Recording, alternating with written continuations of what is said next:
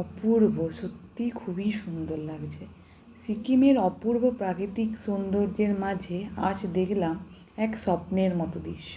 চারিদিকে শুধু সাদা বরফ, আকাশ থেকে ধীরে ধীরে নেমে আসছে নরম স্নোফলস, আর পুরো পাহাড়ি রাস্তাটা ঢেকে গেছে দেখো যেন বরফের চাদরে। রাস্তার দুপাশে জমে থাকা স্নো, গাড়ির চাকার দাগ আর ঠান্ডা হাওয়া আর সেই নিস্তব্ধ পরিবেশ সব মিলিয়ে যেন এক অন্যরকম অনুভূতি। দেখতেই পাচ্ছ চারিদিকটা বরফ পুরো। রাস্তাঘাট ওপর থেকে দেখতে কতই না সরু রাস্তাটা মনে হচ্ছে পাহাড়ের ওপর থেকে, কিন্তু ততটা সরু না।